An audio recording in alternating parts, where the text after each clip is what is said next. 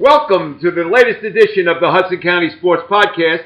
I'm your host, Jim Haig, and of course, the Hudson County Sports Podcast is brought to you every week by Stan Sports Center, located at 528 Washington Street in Hoboken. Telephone number there is 201-798-4466.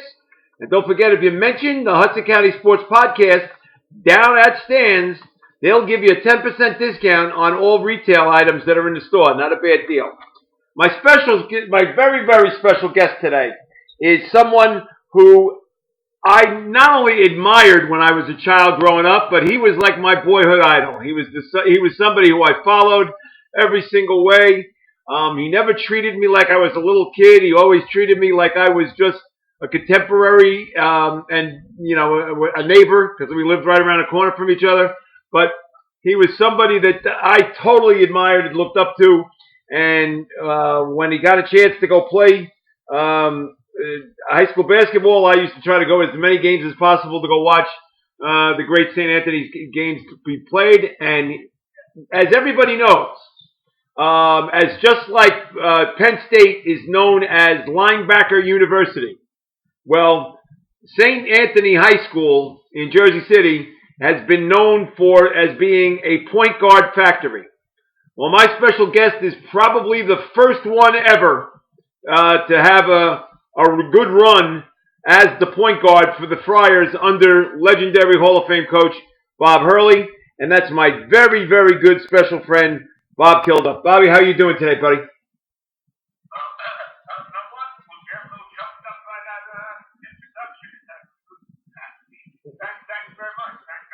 Well, and well deserved. Please, you got to know that, and you know. Yes, and he was little at one point. Yes, right. Yeah.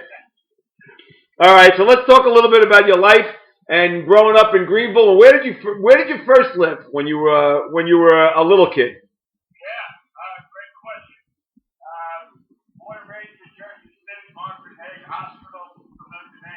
Yeah, and I wasn't born there. Go ahead. Is that right? Yeah. I was born in Greenville Hospital. So, yeah. That's right. My mother just dropped it and let me in. Yeah. I think when I was an infant, I couldn't stay home for a year or two, but we moved to Curry's Woods sometime maybe 1960 or so. Lived in Curry's Woods for about 10 years. Oh, really? Okay.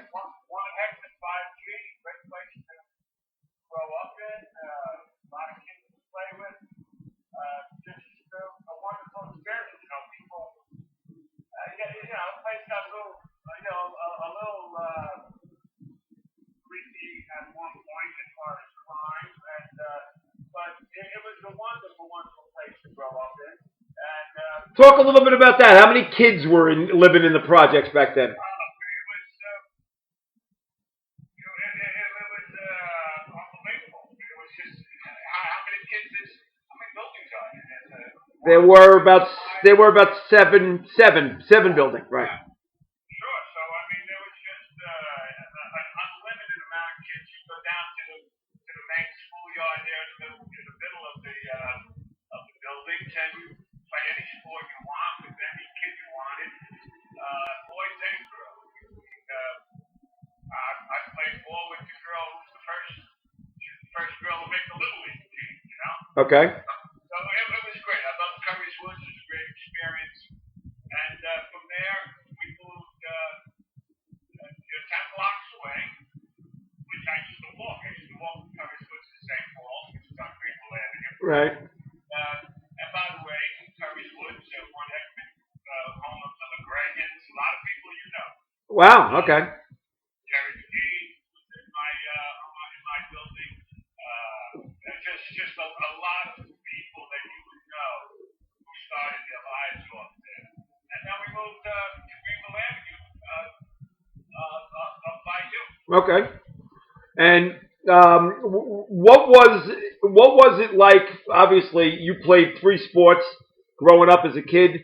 Football, basketball, baseball. What was it like to grow up in the St. Paul's Parish, and how first of all, how competitive was that? And second of all, how much did that give you the drive to be a better athlete? Yeah, no doubt. And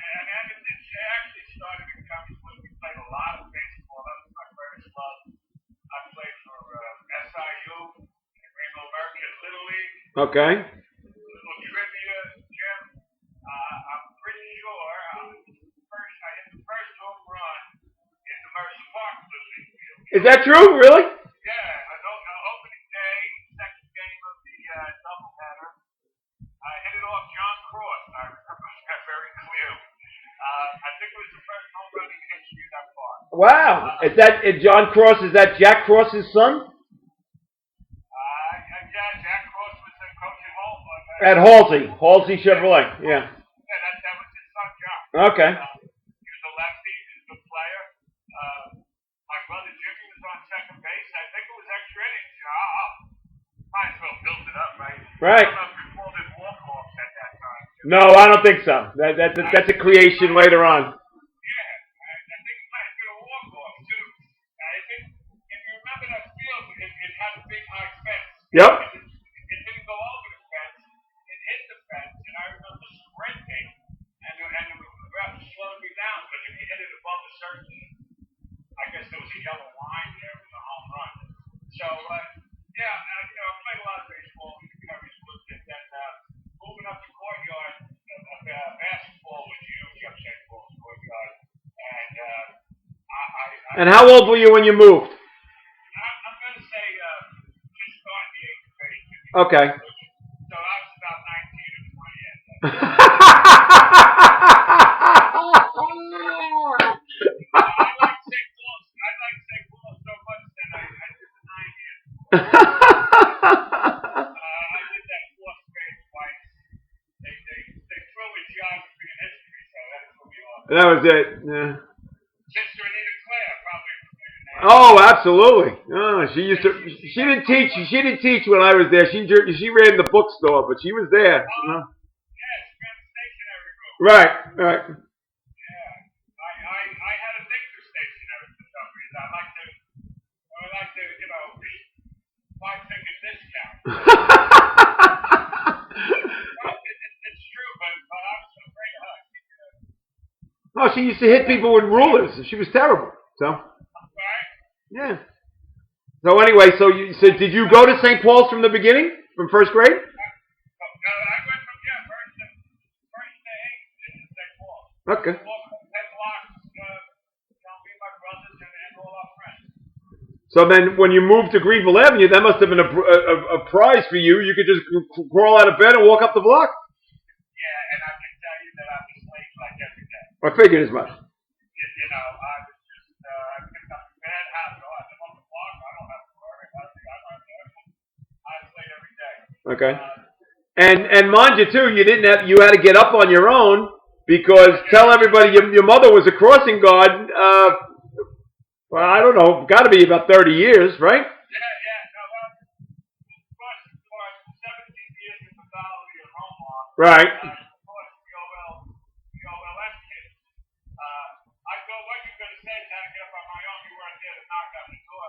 Like I did with recreation, right? Yeah. That wasn't knocking on the door, though, brother. That was pulling you out of bed. All right. Sorry. It was, you used to say to me, "Hey, go get the clock and go get the scorebook and get everything out of the rectory and go set it up and then come back and get me." And that would take another 45 minutes to come and get you out. So, but anyway. Big hopes for that camp. It was supposed to be a combination of private and public. The city was going to supply this. If you remember, the city was going to supply all the balls. Oh, really? I didn't know that. Okay. Yeah, and St. Paul's, they provided the cafeteria and the schoolyard and everything. But we never got any equipment from the city. So, we were using my basketball, your clock, who's wiffle ball, what have you. Right. And that's kind of one of I know it's slowly deteriorating. But what was when you were say 7th and 8th grade? What was it like to play in St. Paul's courtyard, and how competitive was it? And did that make you become a better player? As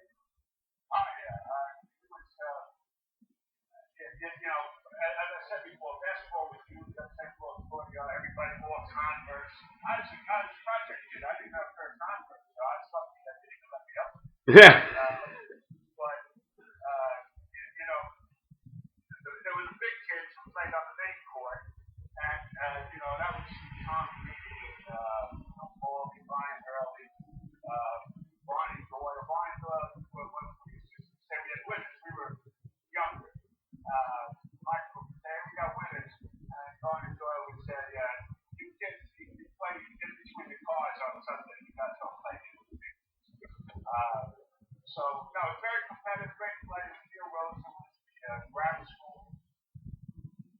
the best graphical player in the city at the time. Without question. Up there. Yep. Jim Paulie was kind of my idol. Okay. He was up there playing. Gil Martin was played at safety, played at St. Al's. These were the big kids who watched play. Right. My crew, as you know, was and again, this is 7th, 8th grade. Was Pat Rogers, Richie Gillen. Yep. Pat Rogers, Richie Gillen were my two main guys that I played basketball with anyway. And, it was very competitive. And listen, and football, I mean, we got to talk about football, football. Absolutely. I was on team 6th, 7th, and 8th grade. I didn't play 6th. In 6th grade, I didn't play. 7th grade, I sat the bench. 8th grade, I'm still sitting bench. Thank God, Billy DiFazio got third game of the year. We're having some kind of problem on the offensive line. Tommy Kelly was our head coach. Yep. And they were looking for someone, the quarterback was getting destroyed. I remember this day. Quarterback was Skippy McGee, right? No, our quarterback was Chucky Mayer. Oh, Chucky Mayer. That's right, Chucky Mayer. Okay. Yeah. Billy, what's it Billy called? Coach Shad. He said he had long hair. Coach Cheese. Yeah, he was just a funny guy. Great. Great football coach. Oh my God. Oh God. What a mind. Girls basketball high school coach. I was there when he won the state championship. But playing football for me. This is when he was the assistant. He didn't take me to over program yet. But it wasn't for Billy. He put me on the offensive guard. And I tell people all the time, playing offensive guard, take ball. We went all the way to the championship game. We lost. Yep, in the snow in North Arlington. No, actually, Illinois Park. It was terrible. It was freezing. It was snowing. Chucky Mayer broke his pinky in the middle of the game. It was disgusting. And I remember that like it was yesterday. It was terrible.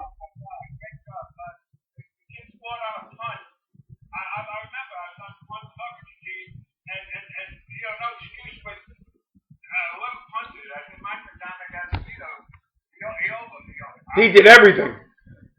Dominic Azevedo did everything on that team. He was what a football player he was. Oh God. I got a story to tell you later on about him.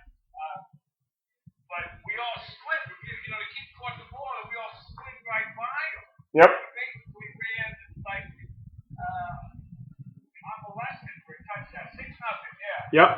Great experience though. That helped me all to be a point guard.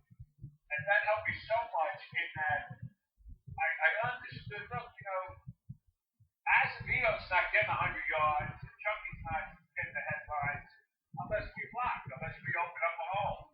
And it was really a good experience for me to later on become a point guard because I realized everybody has to do their job, man. And there's no glory in the offensive line. No. The job is no victory. Billy DiFazio, absolutely tremendous. God bless him. He was one of the most tremendous football minds that I've ever known. And if he ever got a chance to coach on the high school level, coach football, he would have been brilliant. We had, by the time I was in 8th grade, we had like a full passing attack. And nobody else was passing the ball. Everybody else was like 4 yards in a cloud of dust.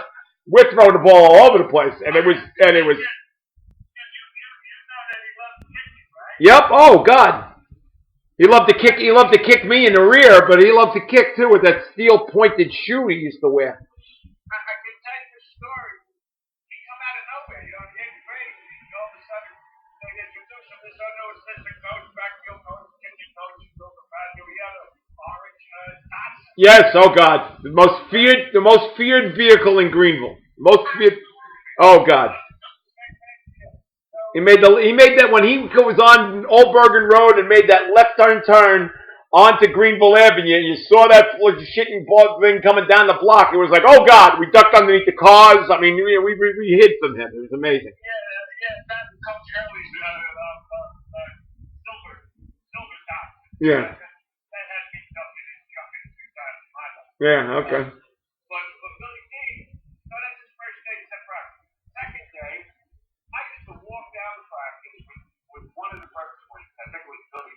Okay. So we're walking practice. We're early. We're taking our time. We make the turn in Roosevelt Stadium, and we see that car. And this guy is standing in the middle of the road, and he's screaming at us. Come on! Let's go! Come on! You're late! So we look, we go into there. So we looked at each other and said, we're late. What's this guy nuts? And he makes a run. We had to run to him. James, put your stuff on. And his run laps. And then he wanted to know, let's see your kid. And since neither one of us could take, he dismissed it very quickly. But he was great. I'm going to tell you, and I guess that's all about stories. So Yep. I was at the, I'm pretty sure it was the Bob's funeral in St. Al's. Okay. Father Riley came to do it. But no, it must have been Billy. Was it Billy? Billy's funeral was in Bayonne, and I think Riley did. I think Riley did Billy's mass, no question. Yeah. Okay. Well, it was that either Bob's or Riley's or Billy's funeral, and Riley tells a story how young priest comes to St. Paul's, all of a sudden he becomes the athletic director, not sure if he can handle the job, because it was a big program at the time. Oh, huge. And, he said, but you know what? He says, it turns out, imagine how blessed I was. He said, I had Billy DeFazio coaching football, Ed Ford coaching baseball, and Bob Hurley coaching basketball. And it hit me like a ton of bricks as I sat there. I said, you think you're lucky? I had all three of them as my coaching grounds. Wow. How blessed was I? Right. That's incredible. Yeah. That's incredible. All right. So now you're in 8th grade, and it must have been a tough decision for you to make the decision to go to St. Anthony, or was it an easy decision considering the fact that Hurley was your coach in grammar school and he went and just became the head coach at St. Anthony? Yeah, no, it was a no-brainer, actually. Actually, Coach Hurley, it was Mr. Hurley at the time. Of course. And He's still Mr. Hurley to me, though. He's still Mr. Hurley to me. I got to ask him, in the body, one day, they demanded to be called Mr. Ford. Now, I didn't think he was called Mr. Ford throughout my whole life. So did I, except when I was pissed at him. Ultimately, I called Mr. Hurley coach, with all respect. But Coach Hurley had left St. Anthony's. When I was in the 8th grade, he wasn't my coach. Eddie Ford, Mr. Ford, God bless his soul, he was supposed to be our coach. He was, he had some distractions at that time. Okay. So, the Paulie was still in, Jimmy Bullen, Brian Hurley, Barney Doyle. But, so I don't know, Coach. I don't remember him ever being at our 8th grade. I did play for him, like, 6th grade, when I was bitty and I got knocked up. But he knew of me and he knew of Pat Rogers and Dick Gillen. But I think they sent us down there on Eddie Ford's recommendation. I don't know that for a fact. Of course, I'm sure Coach had to sign off on it too. I was told I was on the baseball and basketball scholarship. Okay. The baseball, after the Little League, that homer I talked to you about, that might have been my first and I'll feel home. Grammar school baseball, it was a whole different animal. The pitcher was far away, he was up on that hill. Yep. Curveball. I knew I was in over my head then. Okay.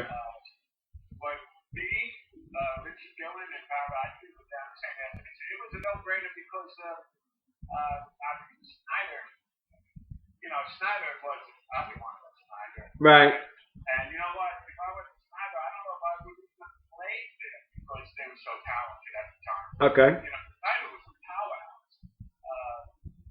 So I went down there. Well, you could have went to Marist and walked there. Why didn't you? What? Yeah. Was Marist not even a consideration? I remember I put St. Anthony's there now to take Peters, your school, and I was very proud and still am proud to this day. I put St. Peters third, and I made the waiting list, and I'm very proud of that. Okay. Well, too bad we didn't get you. I'm sorry? I said, too bad we didn't get you. I think it'd be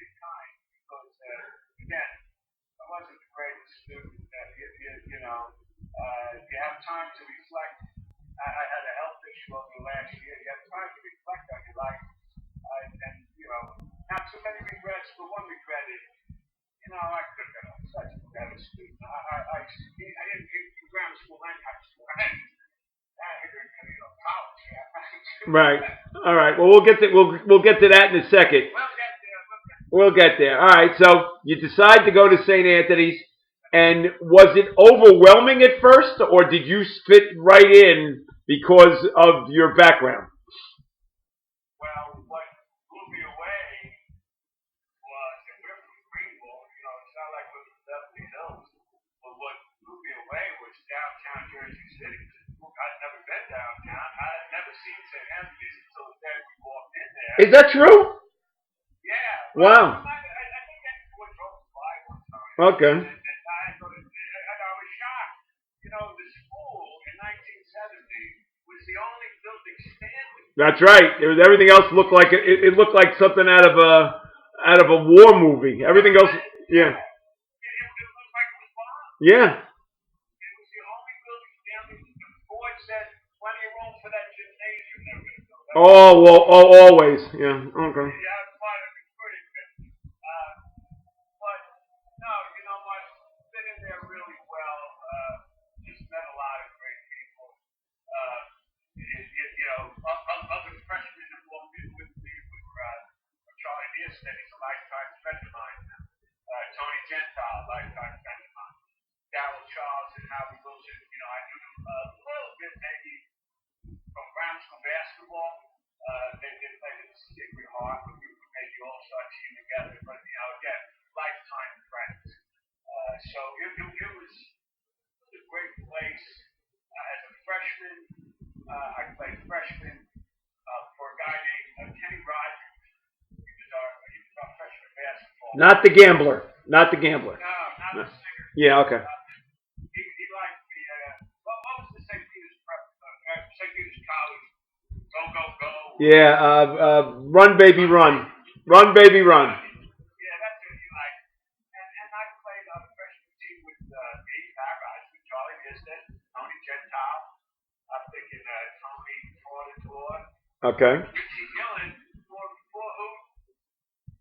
6'5". Now you remember Richie Gillen. Absolutely. Of course. He was like one of my best friends, and he was 6'5". I played football with him. He was excellent. He was our center. He was excellent. And he was really more of a football player, but all right, so he comes out and play basketball. And the poor guy, because he was the second biggest guy in school, they had him practicing with the varsity, being on Coach Hurley's JV team, but being that he's not practicing with Coach's team, Coach isn't playing the game, and as a fact, so Richie is like through the whole freshman year. I don't know if he ever really got in a game. Oh, really? Okay. He'd have to go to varsity practice and JV practice. Wow. So ultimately, he went back to Snyder and played football. Right. And actually, I give him credit. He, as a senior, he made Snyder's varsity. Yeah. Basketball. Again. He played basketball at Snyder in maybe his senior year. Yeah. And that's that was no gift. If you were the last man at Snyder back then, you were a hell of a player. Because Snyder was really good. Really good. Yeah. All right. So first of all, you were at that time as a freshman in high school. What were you, like 5'4" and 140 pounds? I mean, like you weren't the biggest guy in the world. Yeah, no, I was. I'm going to say. Yeah, I'm going to say 140. 135, 140. Yeah, I was a small, skinny kid. Right. I was definitely in ground squad, the smallest lineman in the league. Right. But I was in between the two biggest guys, Richie Gillen and Jimmy Reynolds, and they protected me. But yeah, I was a small, skinny kid. I played freshman just like I should have played. And, I did well. I started the sophomore year now. Actually, that Kenny Rogers coach, he left somewhere in the middle of the year, and Coach Hurley took over our team. Okay. So we, as freshmen, started going to at the time, his dreaded practices, his legendary JV practices. And that was really great for me and for all of us, because we got through. We survived his practices. Now the following year, we're going to play JV for him. He had some winning streak. I think it was a 36-game winning streak that we inherited going into that year.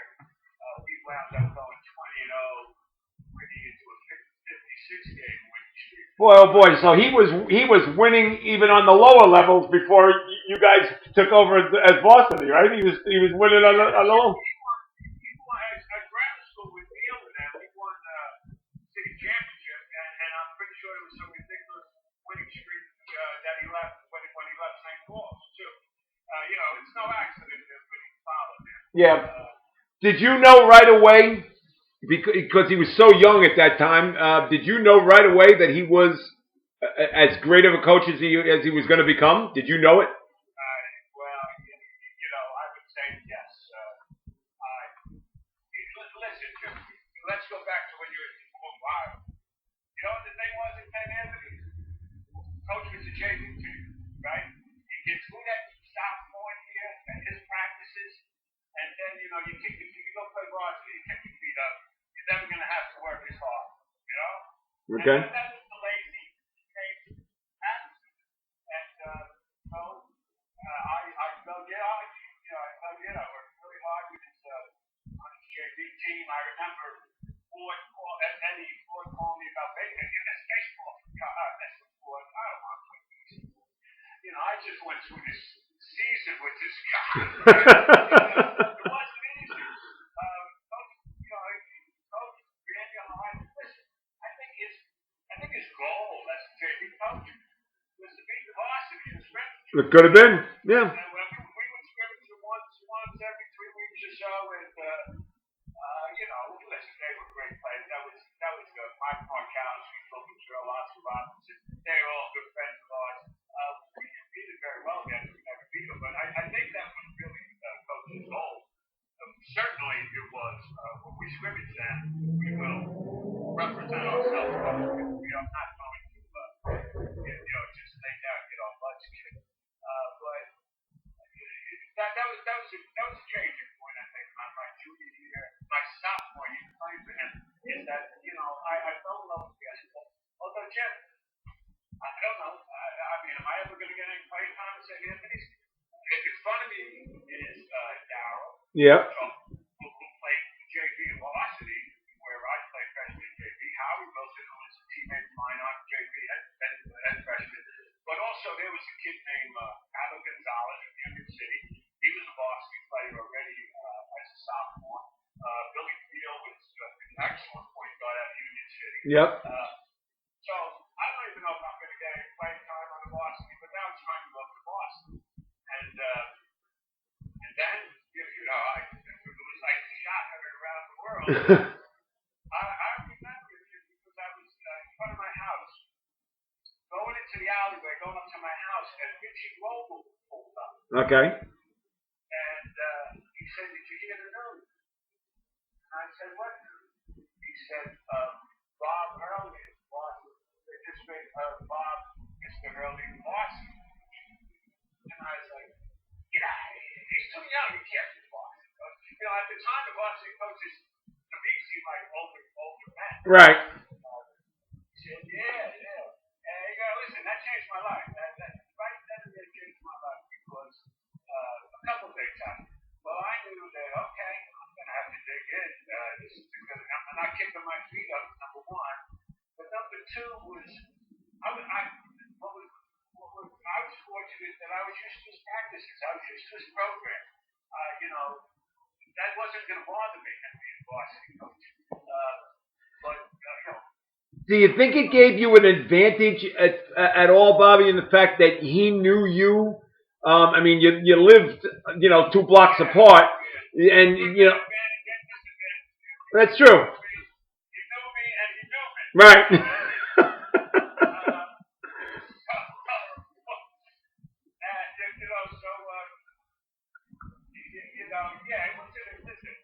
It was an advantage that he knew me, but again, I was hanging up the schoolyard, the courtyard. He knew what was going on up the courtyard. We weren't angels. We were drinking beer. Right. It was 18 to drink legally, so at 16 at least we were popping a few. Yeah. But the big advantage, Jimmy, was that I played JV for him. Okay. And I was ready for his program. A couple of people, left school because they weren't ready to make that commitment or work as hard as he was going to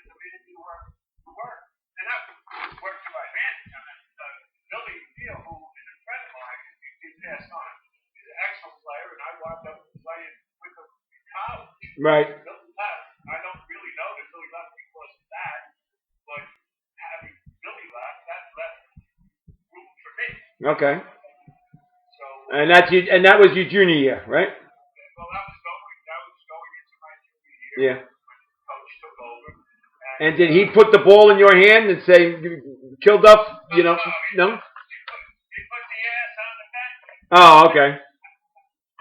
I didn't start thinking about Darryl and Howie. Howie mentioned Howie beat me out. So no place said I was shit.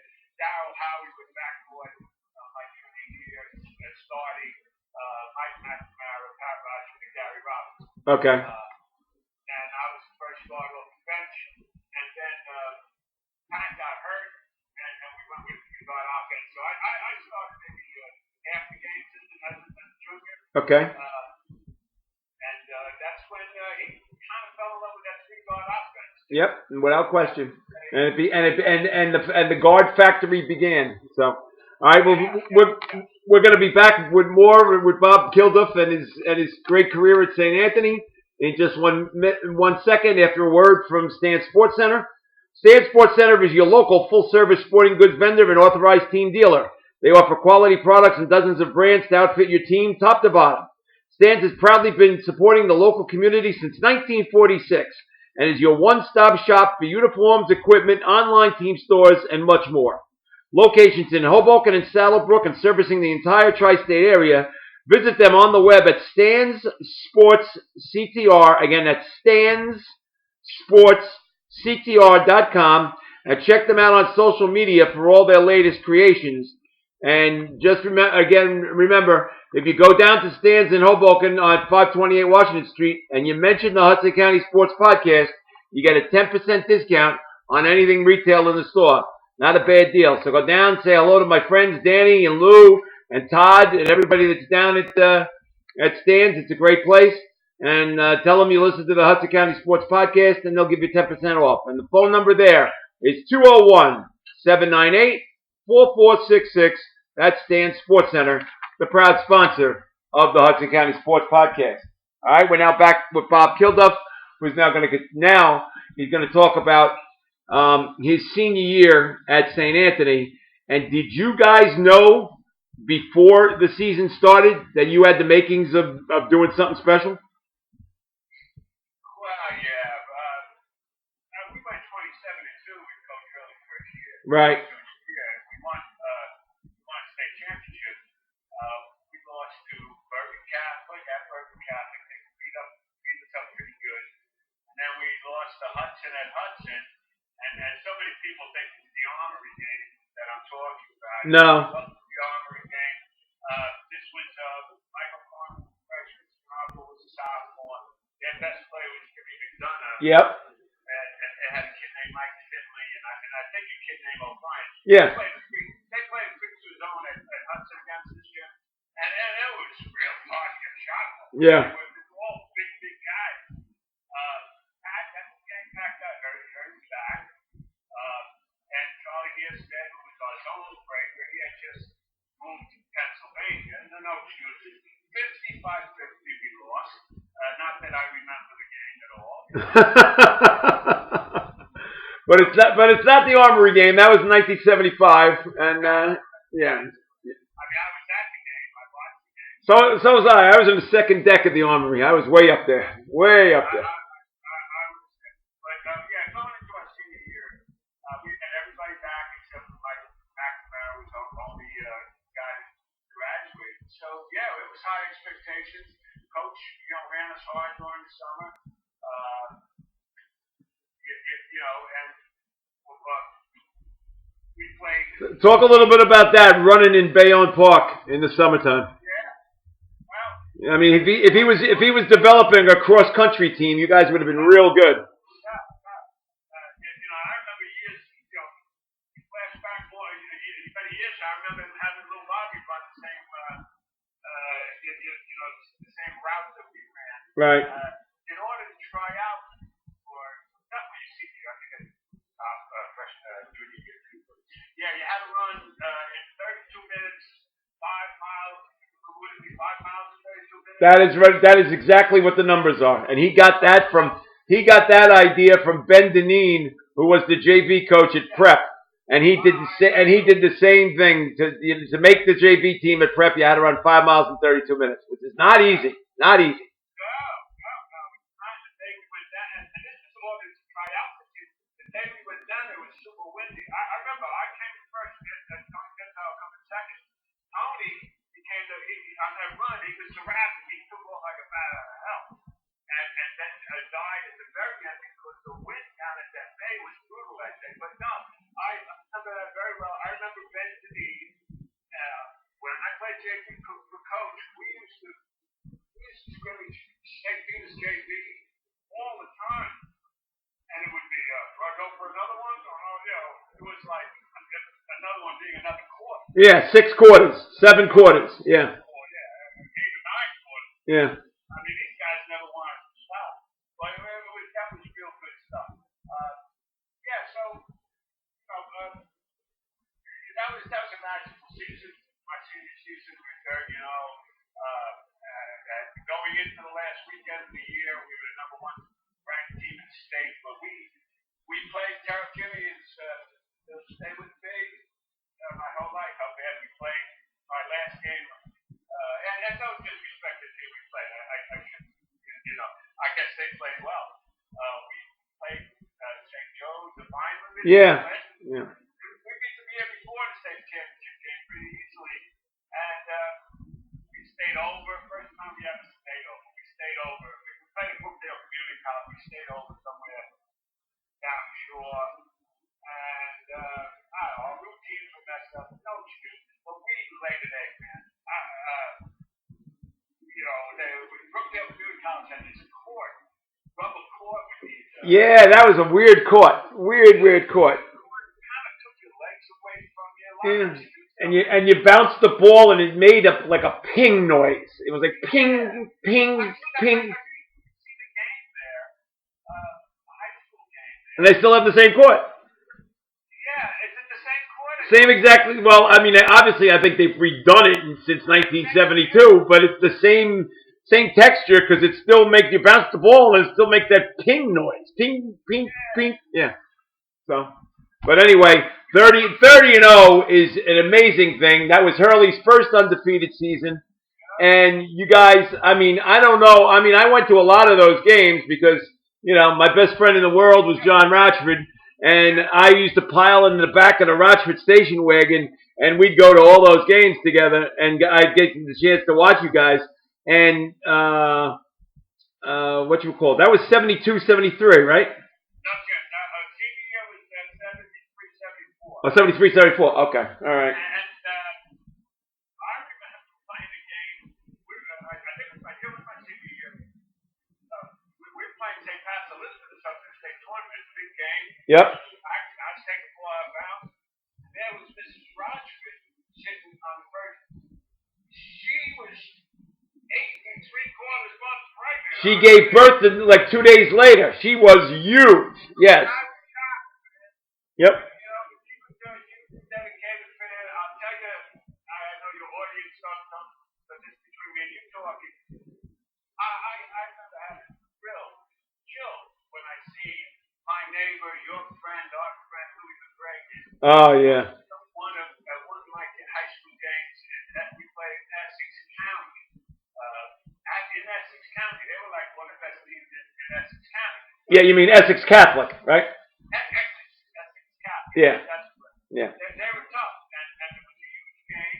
I remember walking to the bus. I had passed Louis' house, and I hear this voice. You'll see. You always get the window, right?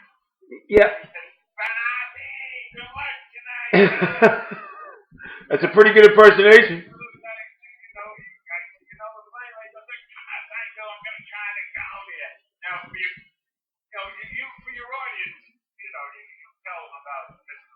Mr. LeGregan was severely handicapped.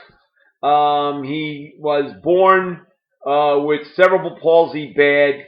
It affected his legs. He had to wear different shoes to walk. He had his hands were not functional, and he really just was an incredible man that he was able to get around, and he made God bless Joan, who's still with us. They had 3 sons, and you would think that I remember my first time I ever saw Mr. LeGregan, it was like, oh my God, this man's like really handicapped. Like I must have been like in 2nd grade, and yeah. Yeah, they moved to 36 Greenville, I guess, in either 2nd or 3rd grade, and that was the first time. And I mean, you give him credit; he used to go up those stairs.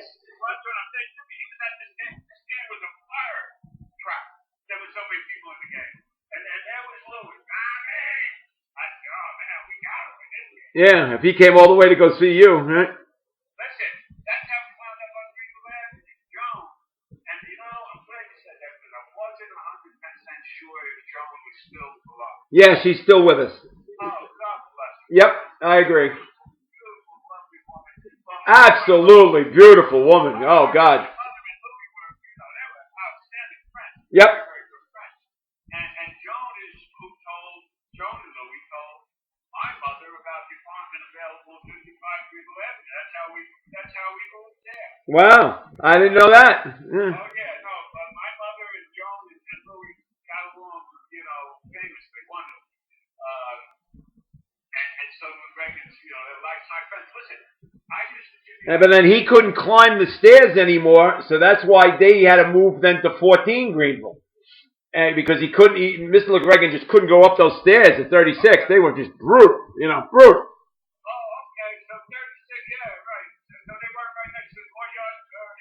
No, they were across the street from you on the other side in the brick building that the Hawkses eventually lived in.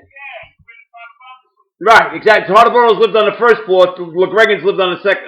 No, Todderborough's lived on the 2nd floor. LeGregan's lived on the 1st floor. But then Mr. LeGregan couldn't get up and down the stairs, so then they had to move to right next to the courtyard. Yeah.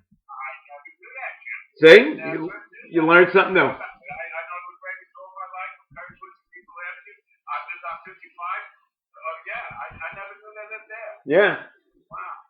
And I remember being jealous of Lum when we were, because Lum and I are the same age, and jealous of Lum and the fact that he was calling Bob Hurley Bob, and I was like, uh-oh, that ain't happening, right? And that ain't happening. I ain't even trying that, And already at that point, my father had just passed away, so everybody, I was like, my head was spinning trying to get some sort of a male role model, but Lum calling Bob, he called him Bob. I can't call him Bob to this day. I'm 60 years old. I can't call him Bob. Yep. I used to ring the doorbell on the Dragons at about 5 o'clock during the summer. Nobody at the courtyard, or maybe 3 or 4, because before summer started, yep. I'd have Mom and Louie come out, and I'd play them 1 on 2 full court. Wow. And then I would tell them, you got to press me and try to steal the ball off. Now, I shouldn't even say try to steal the ball off. I should say steal the ball off. Because those 2 guys what? Steal the ball off anyway. Absolutely. They were lightning. Lightning. Steal the ball off. He's jumping down so low. So I knew, even back then, I knew that if the Dragons can't steal the ball off me, then you're not going to steal the ball off. Yeah. And we used to do that a lot, man. Okay. There were a few times where I would get past half court, and then once I realized you really had to be on your feet. You spin and then look. Yep.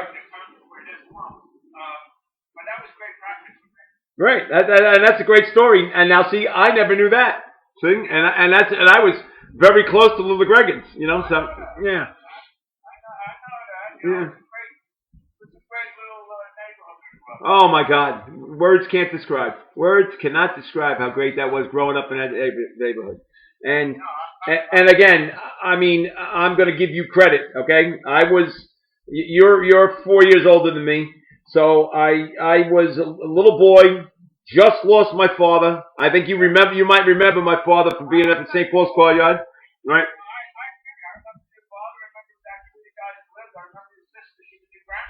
Yeah, she graduated St. Paul's with you. Yeah, but I mean, I was absolutely devastated that I lost my father, and I didn't know. Hurley was a major influence on me. But I remember going up to the courtyard, and the first person to be in the courtyard that I'd see would be you, and you'd say, come over to me and say, Jamesy, come over here. I'm going to teach you this shot. And you taught me the left-handed layup. And then, Yeah, well, even though Jim, that's a tremendous story. I appreciate it. But I'm not sure about that lefty layup, man. It took me a long time.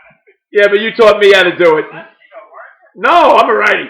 And I couldn't shoot left-handed now if I tried. But you worked on me to get at least a little bit of a left hand that I could able to put it up and in. Then you taught me about the jab step and the crossover, and then you taught me about the drop step at the post. And I mean, without you teaching me all these little fundamentals, I don't know where I would have been. I was able to play at St. Paul's. I didn't have a great career, but I played. And I played because of you. I tell people all the time, some best players I played never put a uniform on. We played 3-on-3 up the courtyard. Some of these guys were really, really good. Oh God. Never played organized ball. Man, I'm thinking of like guys like Mike Nimbley. You wouldn't think was a basketball player. He could shoot the lights out. He was unbelievable.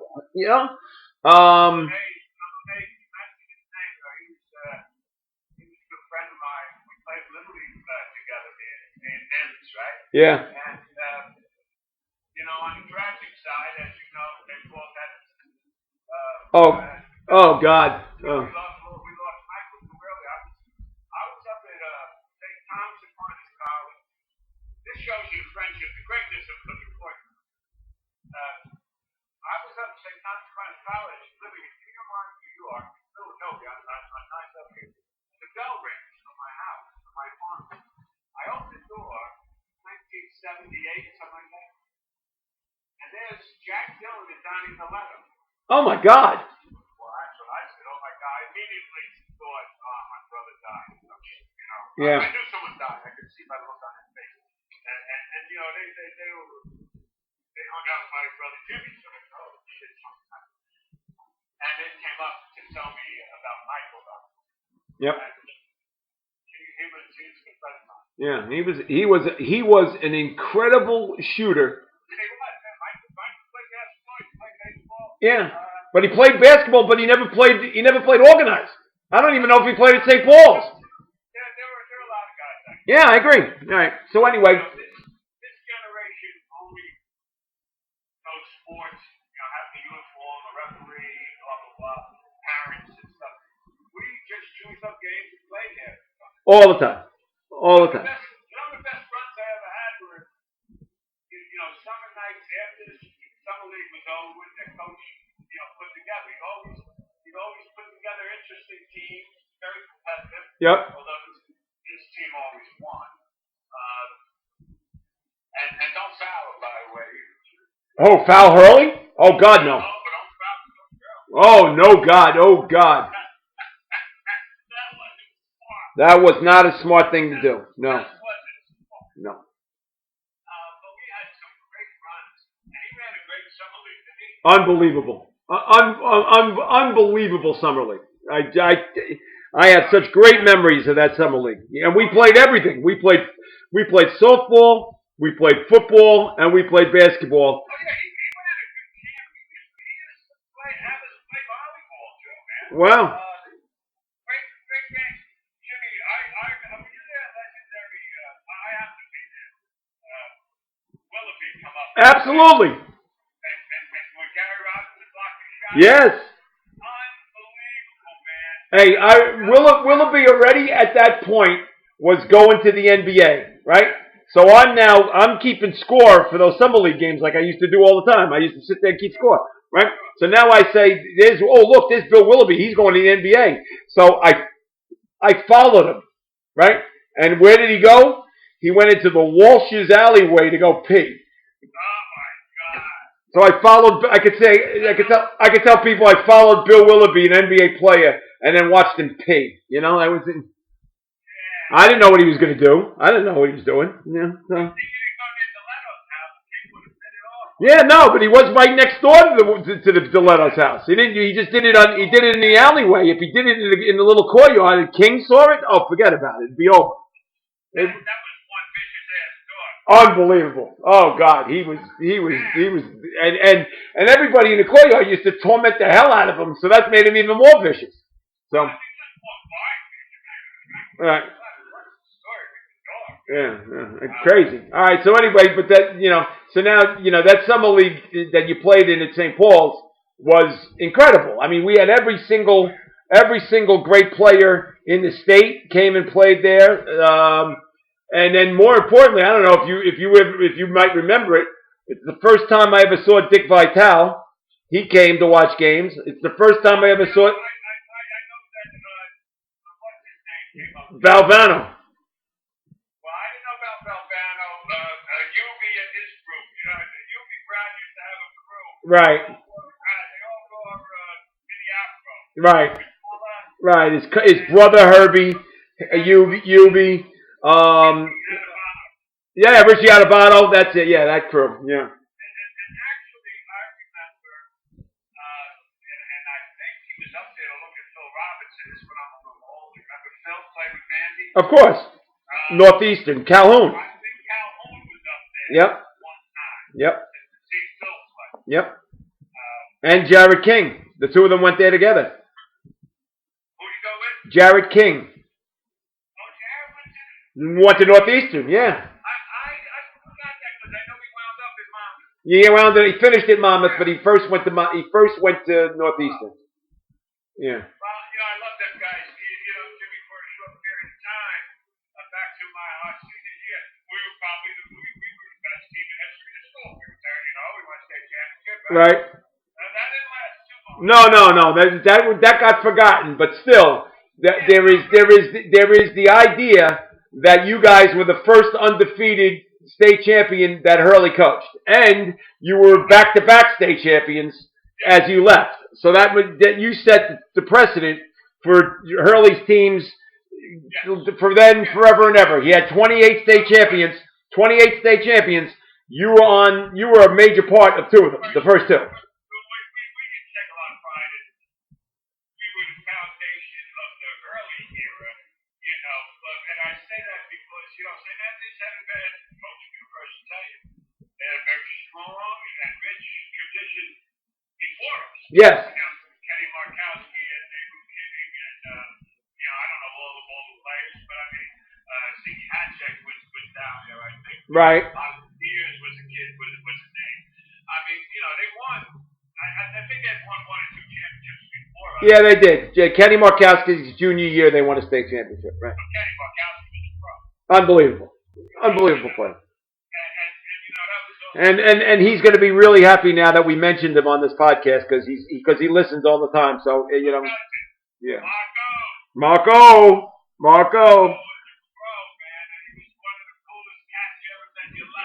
Slick as all hell. He was wonderful. He was absolutely wonderful. Well, he still is wonderful. When I talk about he was, he still is. Oh yeah. Hey, listen. Although we thought he was a was for about 12 hours, we thought he was a was. Really? What happened? Oh, you don't remember? Oh, this is a classic story. All right. They fish a guy out of the Hackensack Bay. Okay, right near as you're going from Jersey City to Bayonne, where everybody used to go and crab. All right. So the guy, they fish him out. He drowned. The name Ken Markowski from Bayonne. So the Jersey Journal then runs with it, puts it on the front page of the Jersey. Peacock star Markowski found drowned in Hackensack Bay, in Bayonne Bay. Right. Right, and if you remember back then, the Jersey was an afternoon paper. It would come out like about 3:00 in the afternoon, right? So now I remember we're in the Park Tavern getting ready to go to the racetrack trip, the Park Tavern racetrack trip, right? And we're sitting there making sandwiches and loading up the beer, and we're going, boy, oh boy, I can't believe Marco's dead. And it's oh my, Cerruti was with me, right? Yeah, no, right? And he thought he was dead too. Right? Yeah, so incredibly, so we're what you call it? We're sitting there making the sandwiches. We're getting ready to go for the trip, and who stumbles into the Park Tavern? Kenny Markowski. And it was like it was like we saw a ghost. It was like, oh my God, right? So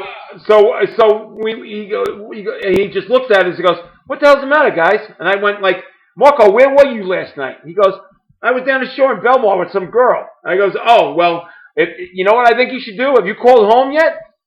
He goes, "No, why?" I said, "I think you should call your mother right now." Why? I think that's a smart thing for you to do.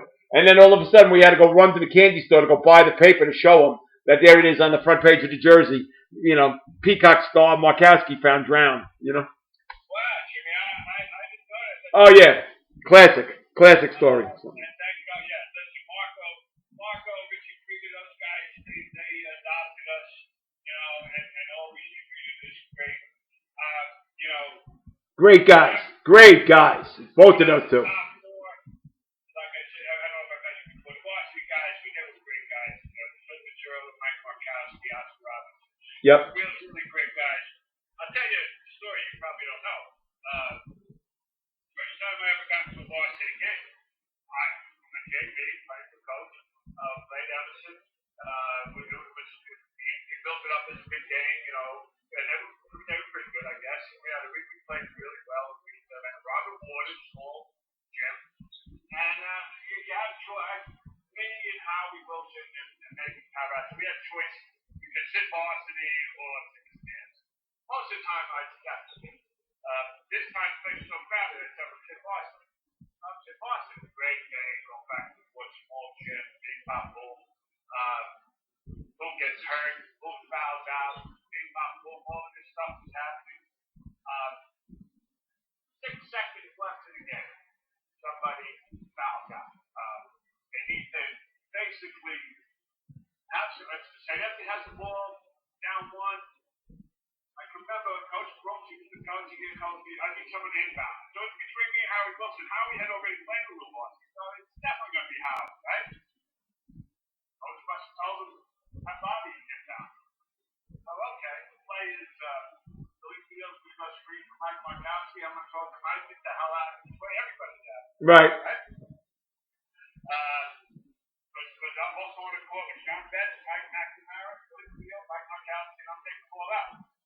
So, Billy speaks for Mike. Mike comes running toward me, and he slips on some water. He just goes like sliding right by me in pain. I said, oh. So Billy, thank God, came back, and I passed him the ball. Okay. I stepped and bouncing pass is beautiful. Oh God. Now there's 4 seconds left, man. And I'm feeling Mike is starting to call it back. Billy's double team. John Betts, you don't throw the ball down.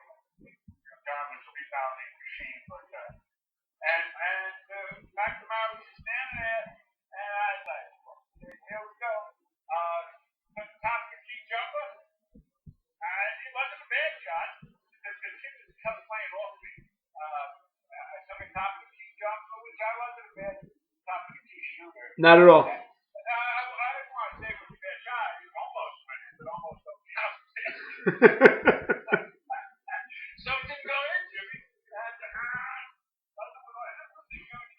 Billy Field was from Emerson, he was from UGC. McNamara was from Emerson. It was a big rivalry game. And the crowd swarmed the court. And I was like, this thing's the last shot of this game. I can't believe it. I was in shock.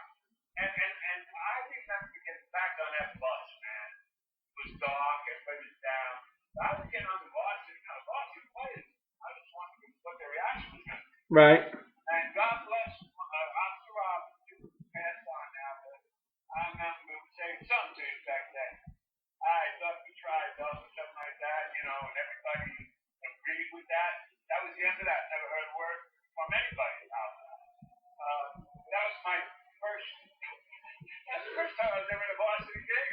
That's unbelievable. That's a great story. That is a great story. So, all right, we'll be back with more with Bob Kilduff, and he's going to talk about his experiences in college at St. Thomas Aquinas and his association with another legendary coach. We'll talk about that in a second. But another ad from Stan Sports Center. Stan Sports Center is your local full-service sporting goods vendor and authorized team dealer. They offer quality products and dozens of brands to outfit your team top to bottom. Stan's has proudly been supporting the local community since 1946 and is your one-stop shop for uniforms, equipment, online team stores, and much more. Locations in Hoboken and Saddlebrook and servicing the entire tri-state area. Visit them on the web at stansportsctr.com. That's stansportsctr.com, and check them out on social media for all their latest creations. And Stan's is located at 528 Washington Street in Hoboken. Telephone number there is 201-798-4466. And if you mention the Hudson County Sports Podcast, you'll get a 10% discount on all retail items that are in the store. Not a bad deal. All right, Bobby, you now leave St. Anthony's and in a blaze of glory. You're undefeated. All right. Was there any thought at all of staying local to go to college, or did you have many choices where you were going to go to school? No, I'd like to tell you I had a lot of choices. I didn't have that box full of letters. I had a lot of state schools, played deep into the the championship. So as you progress in these tournaments, there's less and less games, more and more scouts, more and more people come to the game. There's these names off. The Kane College basketball, the state schools, my class state, there's nothing else.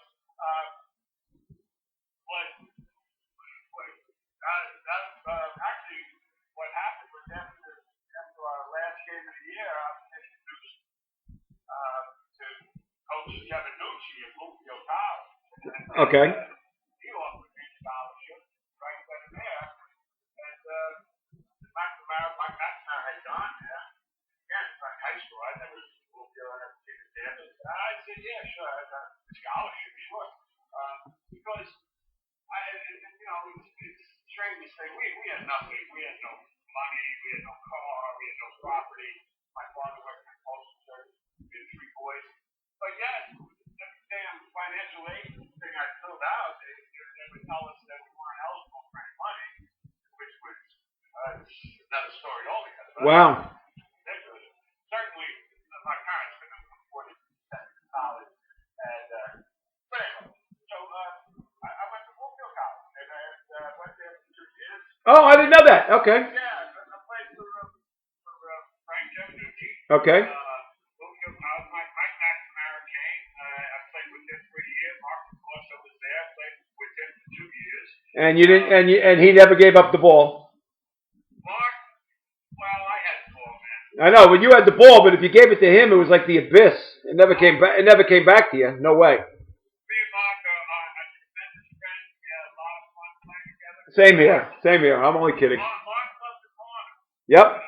Corner jumper. That was him. That's where people run now on fast break. Right. They all that incredible. You're right. That's where when people run on a fast break, they go right to the corner where DeCorso was deadly. He was deadly from there. Without a doubt, and he went to the corner and he said, "Yo, I said, Mark, run to the box. I give you the ball. I ain't throwing you the ball to the corner on a fast break." Right. He was an excellent shooter, and again, he's a lifetime friend of mine.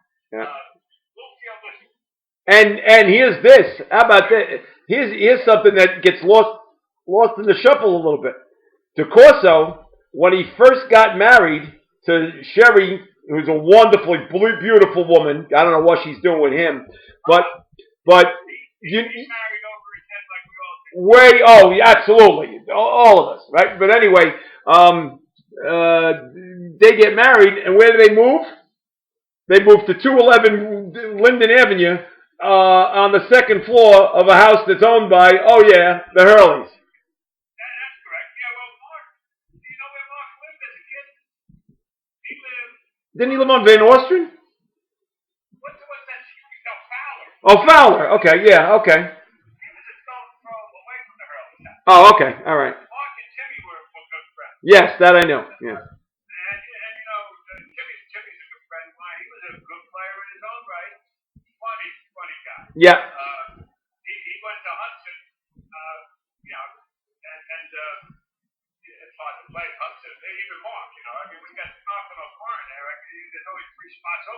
Right. Yeah. No. No. No. And DeCorso, DeCorso had to like bide his time there. He wasn't knocking them out. So you know. Oh yeah, no.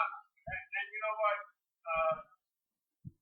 Mark was a really good player. He's very. I know Mark's game really well. I used to tell him some days he was a pretty big sixth grade and a good rebounder, and other days he looks like it was his body almost changed on him. Wow. Like if he had a good meal, he looked big and strong. Other times, a great guy, and a great guy to play ball with.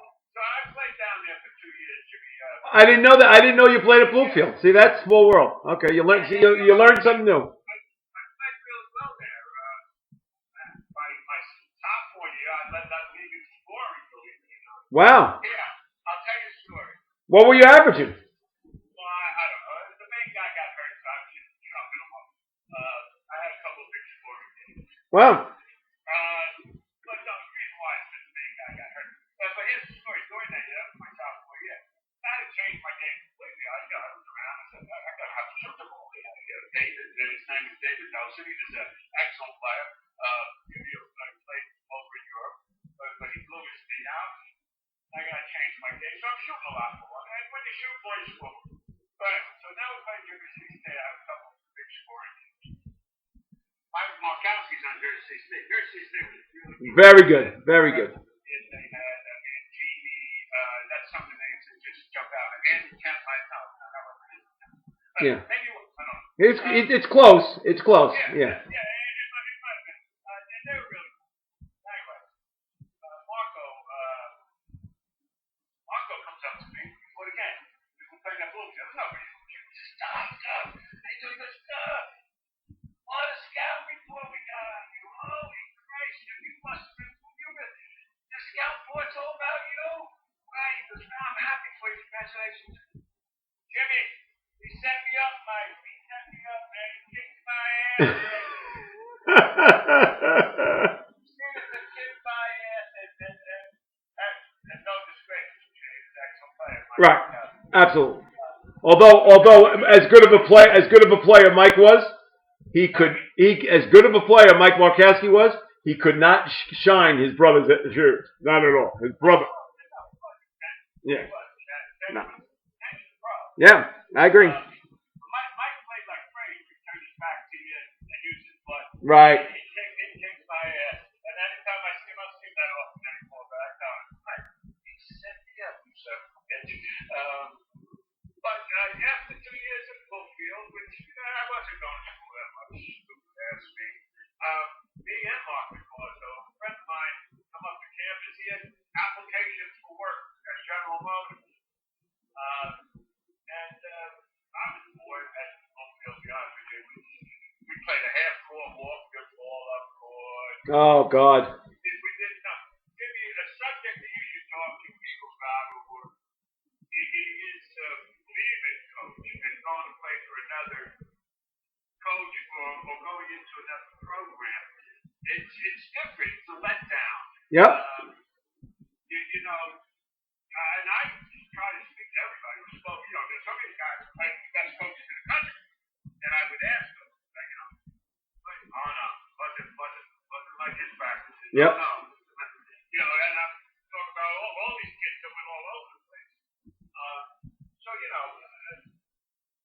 it's tough to find small time basketball. Yeah. After a while, you can say, what the hell am I doing here? So I took this job at General Motors and decided. In Edison? Pardon me? In Edison? It was in Linden. Oh, Linden. That's what I meant. I meant Linden. Yeah. Okay. I worked on the assembly line, and then I told Coach I wasn't coming back. I remember asking him. I said, "Well, this Nelson they have been meeting," and then he didn't come back. And he said, "I don't know." See, he said, "Why don't you give a call?" I said, "Why don't I give a call?" Coach, what kind of move? I said, "You know what? I'm not happy." So I went and worked at General Motors, and I was working there for about, I worked from probably about May, and now it's January, and I go back to school. First time I'm not playing ball in the winter. somewhere along the line, he says to me at lunch, hey, man, we got like 9 months in, which is really about 1 full year for the union. He said 29 more to go. And it hit me. 29 more to go. What the hell am I doing here with this factory? I mean, they paid a lot of money. I was probably making more money than my father at that time. Okay. But I said,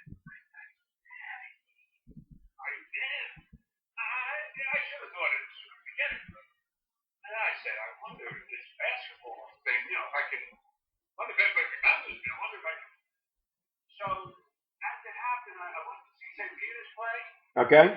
Howard Wilson might have been playing for FDU. FDU, right? And I ran into Patty Clark. Oh, okay. A guy that I love and admire. I like him a great deal too, although he's the one that tries to take credit for the left-handed layup when it was you. But Patty Clark thinks it was him. Yeah, he tries to take credit for it all the time. He always brings it up. And I say, Patty, no, it was Bobby Kilduff.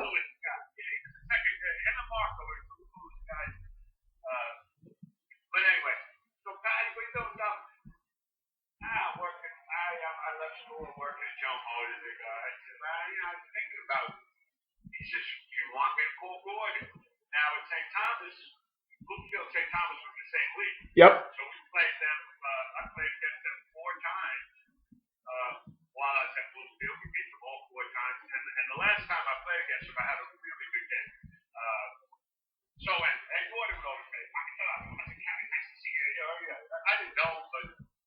Now we are talking about Gordy Chiesa, who went on to become the head coach of Providence College. He was the head coach at Manhattan, and he was a longtime assistant in the NBA, most notably with the Utah Jazz. But he also had a stint with the Nets. So that's a Union City native and an incredible man. Incredible man. Yeah, and a character. Yep.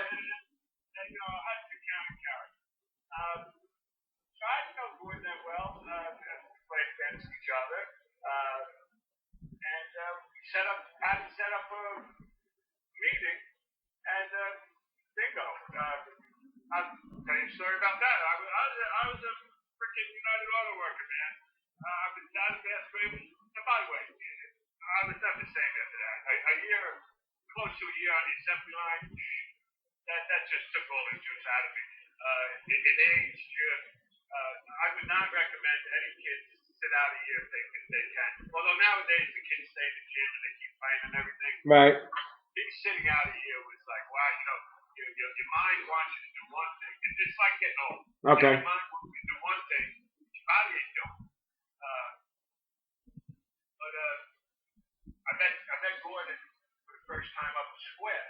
And to me, I'm like, my head's up my ass. I was working 6 to 2 in the morning. I got up. I'm off. I took the day off. I'm never up with Snuffy's up the Square, right? And sit down, and it's all like 1 in the afternoon. I'm just not ready. And the waitress comes up and says, would you like to hit the menus? Would you like to have? And I said, yeah, I'm going to play one. And he didn't think that. He said, Bobby, what are you doing? I have to get back to this basketball world now, Yeah. I'm sorry. I said, I'm a factory worker right now. I said, help me become a basketball player again. This will never happen again. Right now, I'm a United Auto worker and I need a can of beer. Hey, here's a segue, Jim. That's what's sitting in front of me right here. Your second can of Hurley Hoops and Hops. No, it's my first can. Oh, still your first. Okay. Hurley Hoops and Hops. That's all I can do. Hurley Hoops and Hops, Amber Lager, by 902 Brewing Company. That's correct. This is tasty. It's fun. Yeah. So that was my journey up. And what happens is I go up there. I go up to St. Thomas Aquinas College. It was, besides St. Anthony, it almost, not basketball, but in life, it almost, topped up my experience at St. Anthony's. Great people, just friends for life that I have. Oh, wow. Jim, me and my wife had been on campus. Granted, campus is small. It's a small. We had been on campus for 20 years. We graduated. We got married. We raised a family. My daughter is looking for college. We go to Ramapo College. Look at that. Spontaneously, she put a girlfriend. I said, listen, it's stacked. This is only about 15 minutes up. You guys want to take a ride? Girl was with her family too. Spontaneously on Sunday. Okay, take a ride up. We're walking around. It's almost like a suburban high school here. It's very nice. Walking around and out of the building comes a nun, and 2 or 3 girls. Now, Jim, we were not on this campus for 20 years.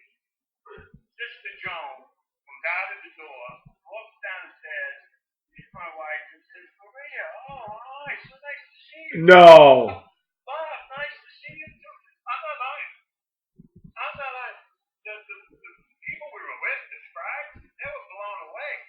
They said, did she know you were coming? I said, no, we didn't even know we were coming. Unbelievable. It just blew us away. So that's an example of how nice the people were up there. All right. What was it like to play for Gordy? And I'm going to give you my Gordy story real quick. There's a million of them. Yeah, but the one that's just absolutely astounding is that when he meets somebody, back then he had an index card file, and he wrote down like 6 things about the person. So the next time he saw the person, he knew exactly what to talk to that person about. So he knew like I was an LA Rams fan, and he knew that my father passed away when I was 10, and he knew that I love the Mets. Like he knew all these things about me after I met him the first time. He was just incredible. His memory was just unreal, and it's still that way today. It's still, all I have to do is get on the phone and call him and say, Gordy, how you doing? Jimmy, what's going on? How you like his Mets so far? Like that type of thing. He's just amazing. His memory is amazing. But what was it like to play for him? I agree with everything he said. Gordon was most amazing. He was, if he wanted to accomplish something, he was going to accomplish it. And even if he would overcome, well, let me put it this way. Yeah, I know this is out of luck. When I met Gordon, he wasn't the greatest speaker in the world. If you were to tell me 5, 10 years later he was going to be announcing games, national games, he was a national announcer. Yep. Animals, right? Yep. He changed his speech pattern. He slowed it down. He's amazingly hard worker. That's what I would say about him, and that's how he coached. We're going to work hard. And it was kind of basketball I wanted to play.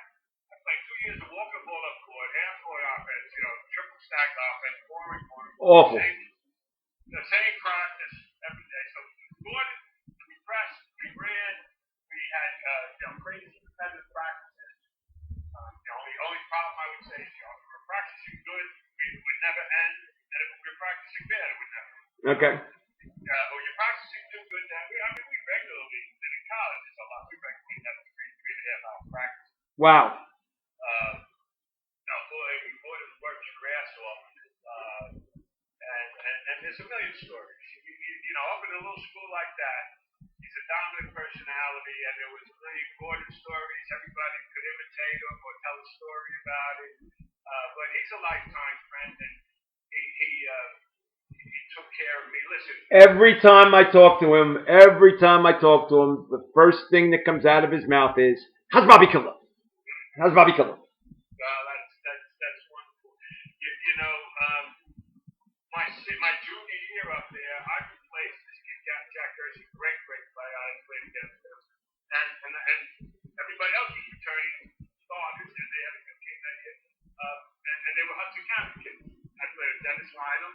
Oh wow, okay, you're right. Billy Field, for Madison, Tommy Higgins from St. Joe's, and there was a kid named Brunswick from the Bronx. A couple of kids from the Bronx. We were good. We're 27-10. And like 4 to 10 losses, we lost to the school Dowling, which we just couldn't get over. I mean, we But and then my senior year in Gordon's last year at St. Thomas was just, and that's why I appreciate him still, having a good guy because everything just went to shit. Excuse the language. The four guys, the five out of top 6 or 7 graduated. I was coming back. I was very determined. I was starting to feel like a player again, and I still to this day wish I didn't get hurt, but I did. I got hurt.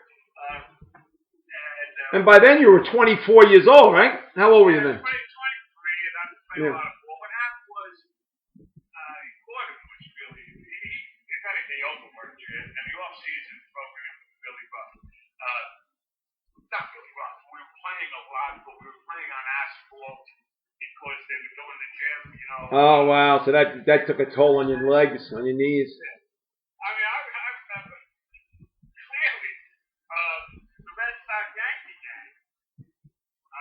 The Bucky Dent home run? Bucky F and Dent game? Yep. Well, we were, Gordon was tough. If I say Gordon, we maybe not have this voluntary off-season workout today, so the guys who watch the game, we could merge and bond and then so we had to go. We went out to the asphalt and played while we listened to the game. But anyway, so my knees were hurting a little. Blah, blah, blah. First scrimmage of the year, second possession, lefty layup, Jim, that goddamn lefty layup. And went in traffic, but the knee. And that was the end of that for me. You blew it out? I blew my knee out. Oh, God. First scrimmage, I was really the only returning start, and then a couple of kids quit, and a couple of other guys got injured, and the year just became a complete disaster for Boyd, for me, and for everybody. I tried to come back, it just wasn't happening. The very last time I ever played college basketball, we were losing to NJIT. This is my third comeback to Toronto now. I got this huge knee brace on. Understand, St. Thomas wasn't sending you to, Dr. Jack Nicholas. Not James Nicholas. Yeah, no. There was no trainers. There was nothing to do. So I let the swelling go down. They bought me a knee brace from the pharmacy. I was walking off court. NJIT was with so much. They were sitting in a 2-3 zone. And you know who's on that team? Remember the Spanish twins, Carlos and I don't remember now. Fernandez twins, the Fernandez. No, I don't remember that. Where were they from? I don't know, but they could come up the courtyard a lot to play. But anyway, they were on that team. On NJIT. I'm walking off court at half court. Nobody's 10 feet from me, and I collapse. And my brother Tommy and Mark DeBoss were the only two in the stands, and they said, "You thought someone shot you. What the hell?" And they just gave in again. So that was it. So our last year together, basketball-wise, was pretty rough. So and that's when Gordon went and got an assistant coaching job in Dartmouth. Right. I actually interviewed for Gordon's job. It was open. I have basketball experience, and I put it in, and I made it to the top 3. They told me. Wow. Me, the guy they hired, and ironically enough, Jeff Nucci, who was from Brooklyn. Wow. Jeff Nucci offered him. I was so good when Jeff Nucci said he'd take me on as an assistant, which was mind-boggling. Not that we did get along, but it was like, come on, Frank. I mean, I had Frank pulling his hair out of his head. Just a few hairs that he had. All right. So, when did law enforcement come into the picture? Was that something that you majored in at St. Thomas, or did that just come out of the blue when you came back home? Well, I was a social science major, and they did have a minor in criminology, but I didn't know what I wanted to do, to be honest with you. I worked for the railroad. I did construction on the railroad, making good money, but that was seasonal. Then Coach introduced me to Danny Wildington. I was a coach with Danny. Oh, you were? Where? That's how I got to know Danny and Rooney so well. Wow. I coached the Knicks for 2 years with Danny. Oh my God. All right. How did you survive that? You would need another podcast. Exactly. Another hour to hear. I wish I had just in a half an hour of a videotape between Rooney and Waddleton and just listen to the two of them go, and that would have been hysterical. Yeah. Like Norton and Gleason. Yeah. No, Danny Waddleton was one of the most amazing human beings I've ever met in my life. And I really never see him like basketball. This ain't basketball. I'm just talking about energy, Yep. personality, and positivity, and craziness. The man was amazing. Absolutely. I love Danny. I love that time around. Same here. He gave that speech. If it's to me, it's up to me. Yep. That was the speech. And God bless him. And Rooney would just be amused by it. Yep. He'd just sit there and smoke a cigar and listen to him. Danny was funny. He had quick hands. He could catch flies. He knew jokes. He Yep. was just an amazing guy. One of the funniest men I've ever met, and him and Rooney together was just hysterical. Hysterical. That's legendary. You'll never see anything like that. But No. Anyway, long story. So policing, I had taken the test, and actually I got called right out of college in '79, and I was hoping to be able to get something up there in Rockland County. I really liked it. I was living in Nyack. It was nice. Jersey wasn't in good shape, No, it was a bad time. There was some dark days in the late '70s, early '80s with drugs and AIDS. Yep.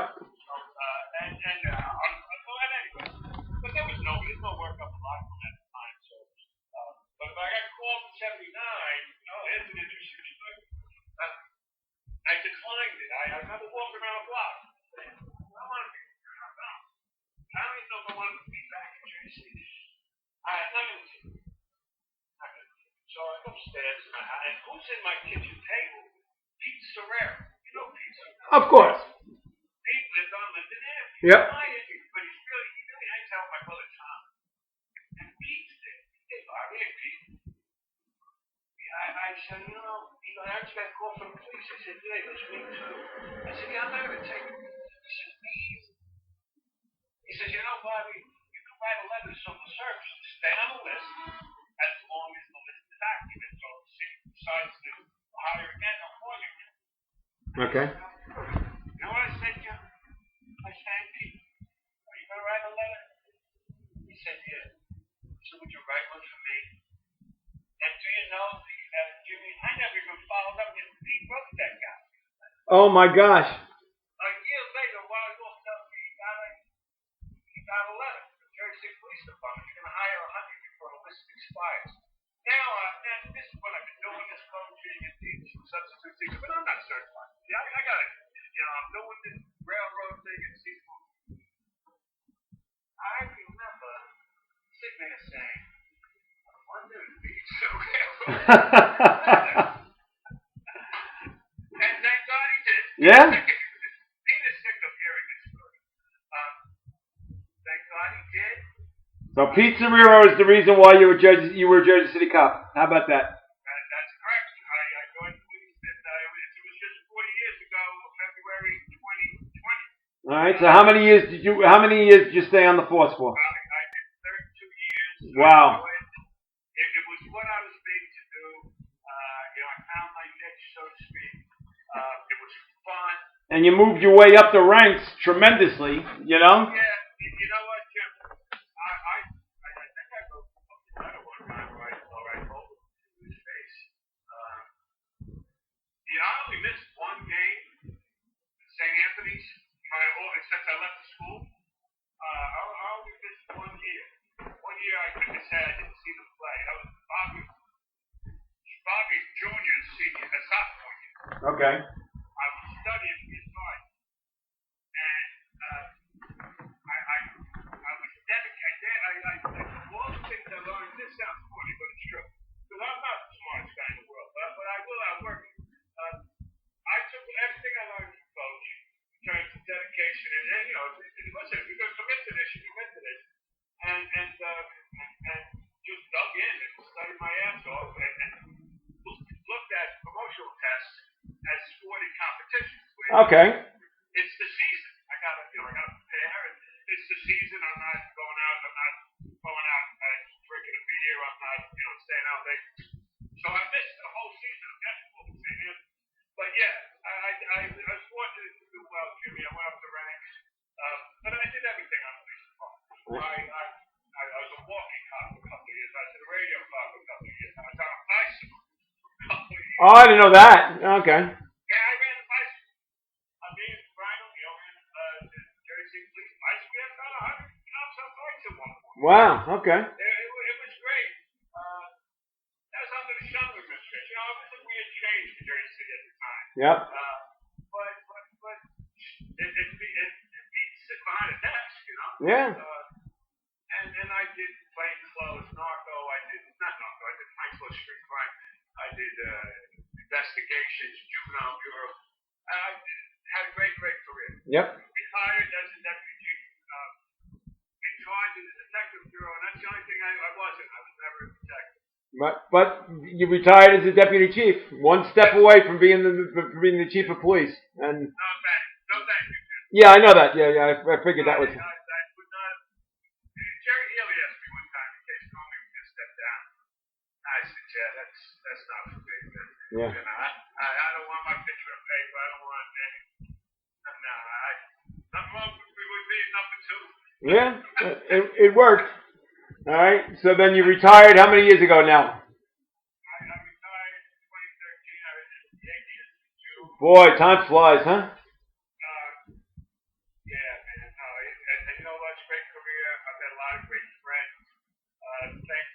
You know what? It breaks my heart to see what the narrative is out there about policing, but it's not true. It's just not true. And statistics and the data will back it. But I tell you, I've had some of the finest people. Rotten eggs, hell yeah. And get rid of them. But there's rotten eggs everywhere. There's rotten eggs everywhere. It's not. You can't throw a blanket over it and say, you know what? The police department is filled with corruption or filled with bad people or filled with racists or no. There are rotten eggs everywhere. But the bottom line, especially when you were working, you were doing some great things in the police department. You were, and you were a credit to the program, to the department. Listen, I had Bob Hurley was my partner for years. Great guy. Charlie Manson was on a job. I saw my friends, Joe Pennsylvania. There was a guy, God bless his soul, Donnie Myers. Oh God, Donnie was the best. You know Donnie Myers? Very well. Played softball with him for about 3 years. We stuck him in right field because he couldn't run, he couldn't throw, but he wanted to play. So we put him in right field. What a great guy, man. And he went to St. Mary's football player. Yeah. St. Mary's. And the story with Donnie is, I was on a job for I had a walk. Anyway, they put us all, most of the young guys on midnights to come up with a vacation. And Donnie worked midnights in the north. And I didn't know him very well. And one night, I go and get in the car, and he says, "Can I get in this car without books?" It was midnights in the north. It was pretty quiet. Right. I said, "No, Donnie, I don't need a book. We'll stop and pick up the papers," which we used to get the papers on City Line. Okay. Came out and Hudson dispatch. He says, "No, you understand? Because you're eligible for the sergeant's test." He says, "You don't get in this car without putting your nose in the book." Because Donnie had come out number one on a sergeant's test, and it was unheard of. They didn't promote any sergeants. Oh. They had him sit there until the list expired. Donnie stuck it to them and come out number one again. God bless him. But he was my police promotional hero type guy. Okay. I looked up to him and he motivated me, and I took a couple of classes with him. And he believed in me. He used to point at me and say, "Watch him, use the secret weapon," because everybody, before these tests, it's just like sports, before the test, this guy's come too good, this guy's good. I just laid the weeds, man. That's it. So, what do you think? Let me ask you, Jimmy. What do you think? You've been watching the hoops. You watched the Seton Hall game last night? Yeah, I did. As a matter of fact, I watched a little bit of it. Seton Hall is a misfit team right now. They got nobody's driving the bus for Seton Hall right now. Nobody. The backup point guard hasn't had a good year, but him getting hurt really hurt them. Right. Because then they had to go with that freshman kid. And boy, I know. He was turning. I've seen him turn the ball over a lot. I'll tell you what. The entire Big East turns the ball over like nobody else's business. I don't understand how teams. I don't know how they they can win. My alma mater is the worst. They turn it over 20 times a game. It's just insane, And they all. It's very interesting to me, and when you think about it, these turnovers, there should be so many with the shot selection that they put up. Right. I mean, if you're going to wind up taking that goddamn shot, you don't need to turn the ball over because you're not really trying to get it. Well, incredibly, every team is in a hurry to run the ball up the court, and then they get into the half court and they don't know what to do. So they're in real hurry to try to get some sort of transition, and then all of a sudden it becomes a half court and they have no idea what they do. And that's practically every team. Danny's team does a really good job of transition. Danny's team does a very good job. They all play that pick and roll, and shooters around the 3-point line. Yep. You know what? Listen, you want to hear my theory on all this?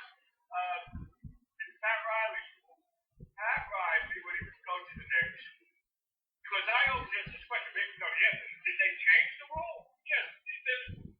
What rule? A screener could never initiate contact on a defender.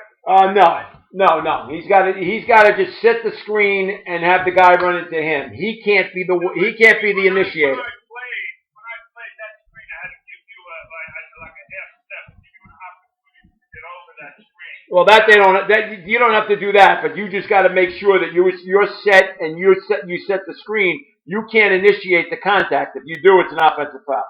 So. Well, I see them initiate the contact. Of course. It started with Riley And Anthony Mason. And you now everybody. Well, I feel sorry. Anthony Mason was the human pick. Were you going to try to get through that? No way. Oakley. He also had Oakley on that.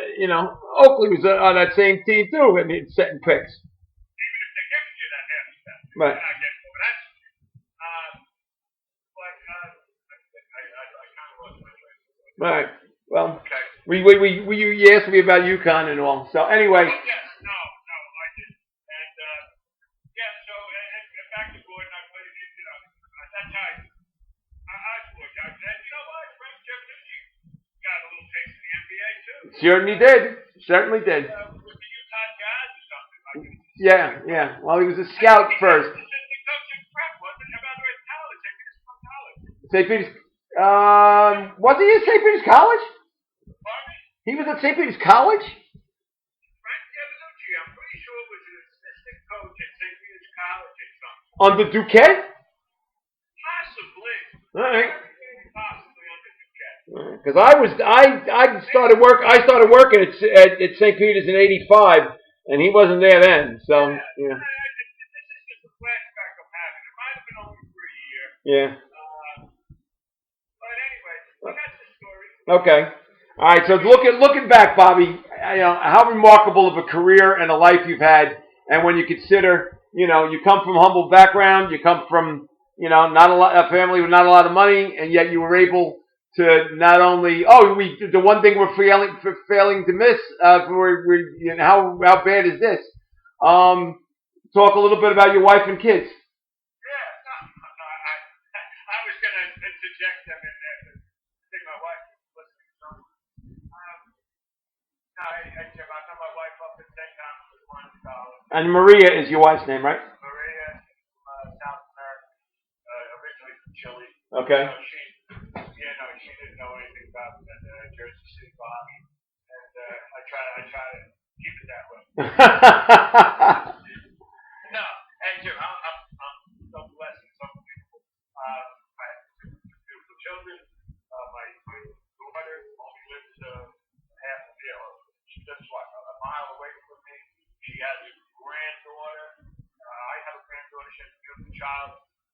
Well, congratulations. Thank you. Her name is Evelyn. Does that sound familiar?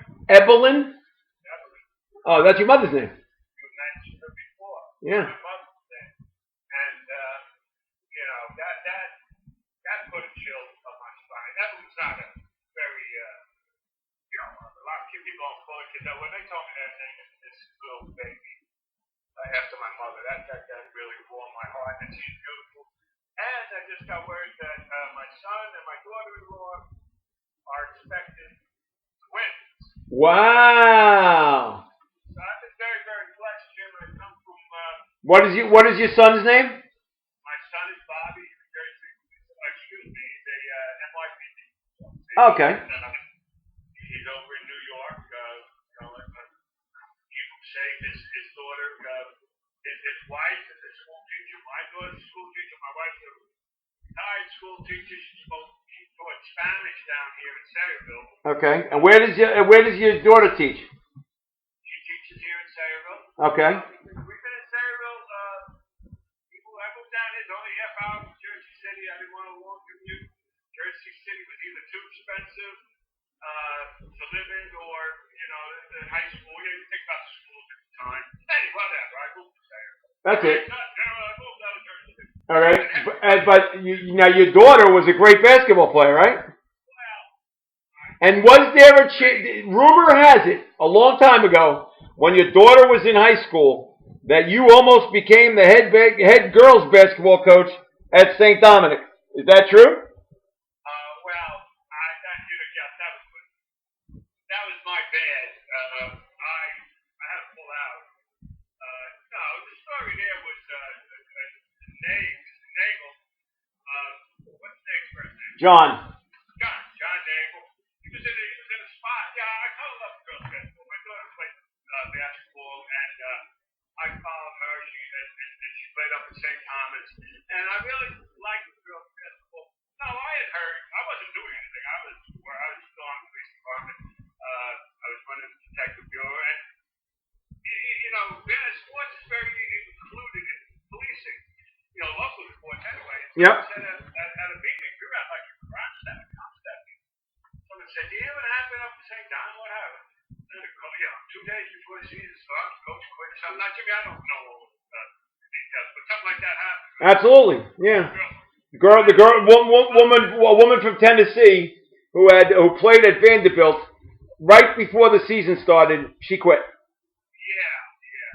When I heard that story, I said, somebody help those kids out.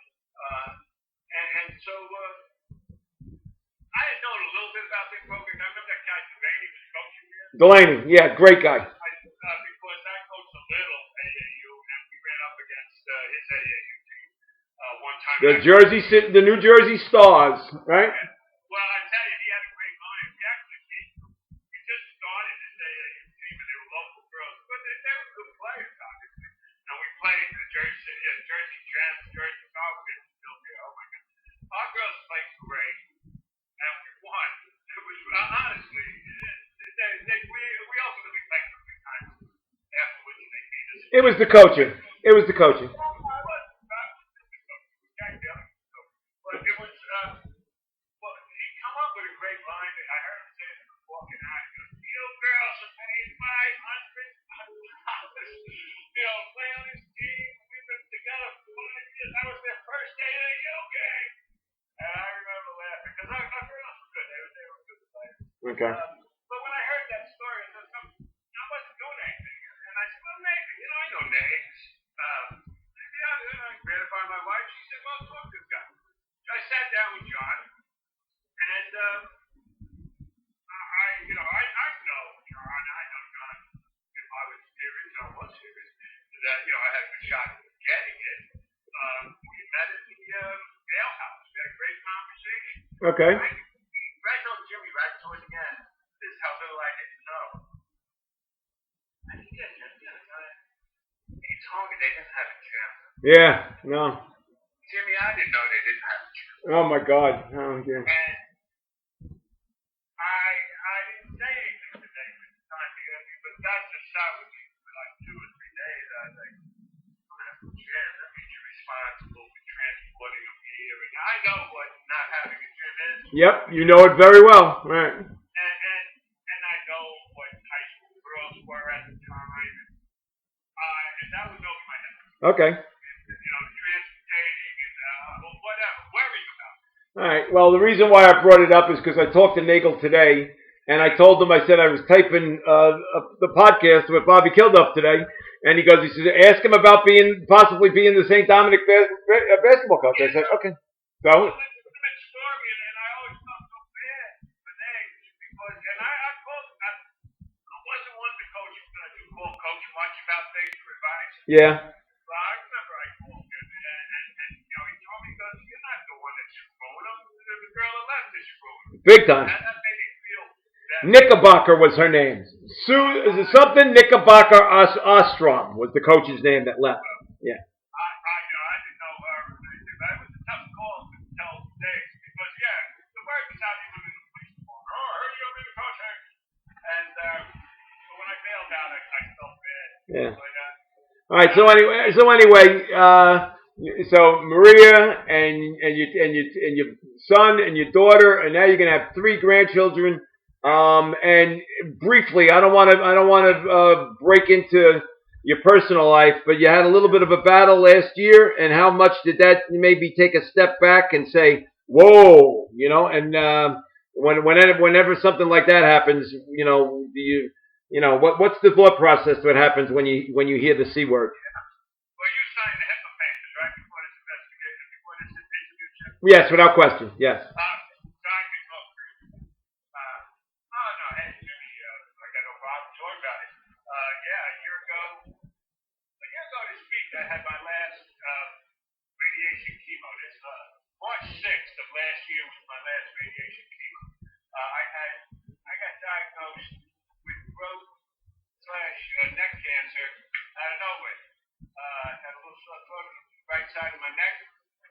I went to a normal doctor. I didn't have a doctor, Jimmy. I was 64 years old. I didn't have my own doctor. Please get your own doctor. Yeah. Get checked up. Anyway, the guy looked. He said, "You better go see a throat doctor." Put a camera in my nose. 2 minutes later, it was that out-of-world experience. I hear you talking, but you just say cancer. It was like, whoa. Yeah. But very, very fortunate, very lucky. It was a type of throat cancer that they have excellent success on. The treatment was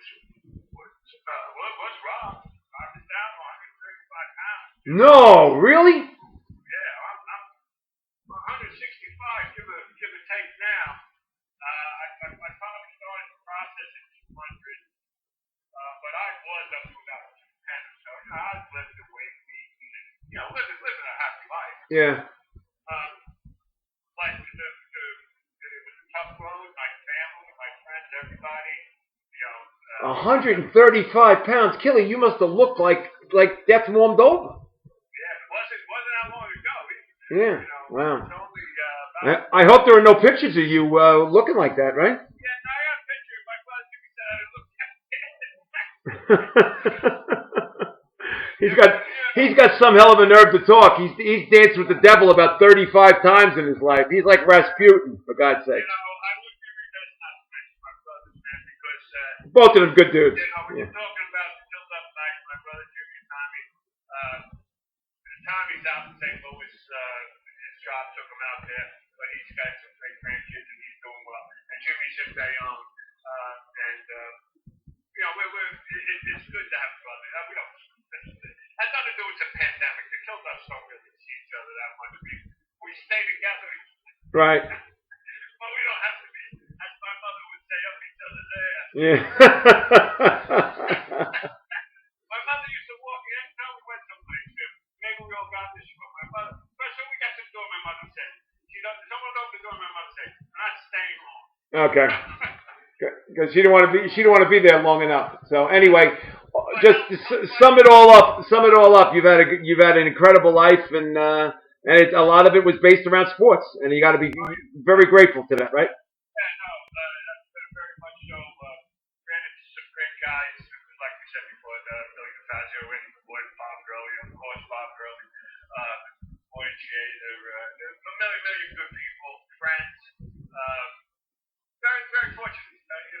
And listen, I want another chapter in this, and that's what that's what I'm looking for. Yeah, well, we want you to have about 10 more chapters. You know, we want to, with the, the Kilduff, the 20, 30 years. That's what we're looking for. Maybe we can talk about pickleball down the road. Yeah, that's the big thing. Everybody plays pickleball now. I haven't tried it. I tried golf, and I can't hit that goddamn ball. It's better to go there, sit in the cart, drive around, and then wait for the 19th hole. You know. It's a great day. Yeah. If I can get it going forward for 100, 120 yards and not have, the group behind me bothering me, then I'm fine. No, it's a great day out, no question, and you get to see friends like yourself and talk and catch up. Right. I'll put a plug in for Mark Corso. He's a hell of a golfer. He's a hell of a golfer. I saw him play in perhaps the worst conditions last year at the Hudson Catholic tournament. And it was, you want to talk about wind. That day, the wind was unbelievable. And he was out there with Tommy Baxter, the rat bastard. And, oh, what a rat bastard. Just an absolute rat bastard. So, but anyway, Kelly, this has been an absolute trip down memory lane for me. And like I said, I mean, you have no idea how much of an instrumental person you were in my life. You helped me stay on the straight and narrow. I could have very easily become a casualty of the streets. But I think I was a little driven at age 10, not to be a product of the streets. But if I didn't have the influence of you, I don't know. You helped a great deal. So. That is so nice of you to say. It really makes me feel warm. I'm just glad you had to get home early, when the street lights went on. Absolutely. And didn't see the other side of me, that's all. Yeah, no. I had to get home when the street lights were on, or that feisty little Pollock was going to start whipping me with a frying pan. No, God bless you. Your story is wonderful too. We share so many things. St. Paul's Courtyard, the grammar school church. Yep. Art on the corner. Oh. The bakery, Vegas. The Gibbets, the park. All great stories. All great stories. So, all good, brother Jim. Hey, Kelly, I really appreciate you taking the time to do this. This was a blast. It was only supposed to be an hour, and it turned out to be 2 hours. So, I hope everybody listens to it. At least your family will. So. Yeah, you get paid for 2 hours. That's correct. So, all right, I will pay you the next time I see you in many beers. How's that? All right, brother. Thank you so very much for doing this with me. You were great. So, and we'll keep in touch. I love you, bro. Thank you, man. Me too. It's a pleasure. Bye-bye. All right, bye-bye. And that was Bob Kilduff, who was Bob Hurley's first ever state championship point guard back in 73-74, and then went on to have a great career, 33 years as a Jersey City police officer, going all the way to deputy chief when he retired in 2013. I'd like to thank my executive producer, Johnny Haig, for helping tonight. I'd also like to thank my sponsor, Stan Sports Center, once again. Stan Sports Center, located at 528 Washington Street in Hoboken. Telephone number 201-798-4466. Thanks so very much for listening to this elongated version of the Hudson County Sports Podcast. I'm Jim Haig. Have a pleasant evening.